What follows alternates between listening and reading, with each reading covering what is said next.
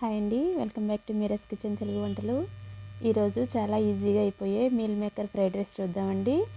అంతకంటే ముందు ఇంకా ఎవరైనా మన ఛానల్ని సబ్స్క్రైబ్ చేసుకోకపోతే ప్లీజ్ వెంటనే సబ్స్క్రైబ్ చేయండి. ఇప్పుడు దీనికోసం ముందుగా స్టవ్ మీద ఒక బౌల్లో వాటర్ తీసుకుని ఇందులో కొద్దిగా సాల్ట్ వేసి మరిగించాలండి. వాటర్ కొద్దిగా మరుగుతున్నప్పుడు దీనిలోనికి 1 కప్పు వరకు మిల్ మేకర్ తీసుకుని వేసుకోవాలి. చూడండి, ఈ విధంగా కొంచెం హీట్ అయిన తర్వాత ఇందులో వేసేసుకోవాలి. ఒక 2 నుంచి 3 నిమిషాలు ఈ హాట్ వాటర్లోనే మిల్ మేకర్ని ఉడకనివ్వాలి.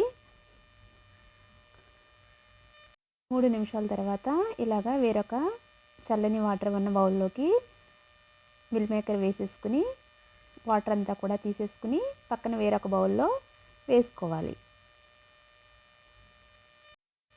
ఇప్పుడు దీనిలోకి ఒక 2 స్పూన్ల వరకు కార్న్ఫ్లోర్ వేసుకోవాలి.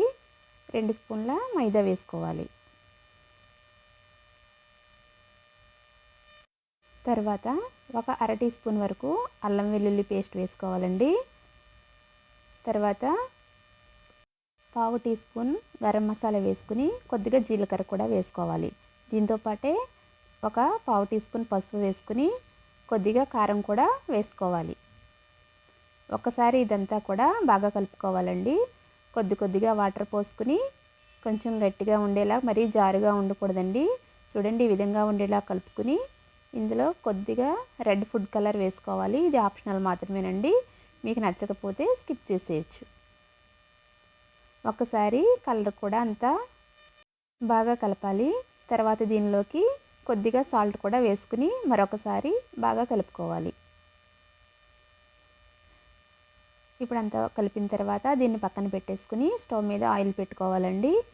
ఆయిల్ హీట్ అయిన తర్వాత మనం కలిపి పెట్టుకున్న మిల్ మేకర్ని ఈ విధంగా ఒక్కొక్కటి వేసుకుని ఫ్రై చేసుకోవాలి.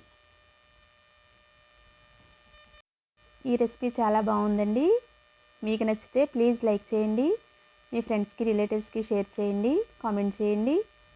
ఇంకా మన ఛానల్ని సబ్స్క్రైబ్ చేసేవారు పక్కనున్న బెల్ ఐకాన్ని యాక్టివేట్ చేయండి. చూడండి, ఇలా రెడ్గా అయ్యేంత వరకు మీడియం ఫ్లేమ్లో పెట్టుకుని ఫ్రై చేసుకోవాలండి. తర్వాత ఇందులో 1 స్పూన్ వరకు ఆయిల్ ఉంచుకుని మిగతా ఆయిల్ అంతా వేరే బౌల్లోకి వేసేసుకోవాలి. ఇప్పుడు మిగిలి ఉంచుకున్న ఆయిల్లో ఆనియన్, పచ్చిమిర్చి కట్ చేసుకుని వేసుకోవాలండి. తర్వాత కొద్దిగా అల్లం వెల్లుల్లి పేస్ట్ వేసుకుని ఫ్రై చేసుకోవాలి. ఇప్పుడు దీనిలోకి షేజ్వాన్ సాస్ అండి, ఇది బయట మార్కెట్లో దొరుకుతుంది, సూపర్ మార్కెట్లో ఎక్కడైనా దొరుకుతుంది ఈజీగా. ఇది ఒక 2 నుంచి 3 స్పూన్ల వరకు వేసుకోవాలండి.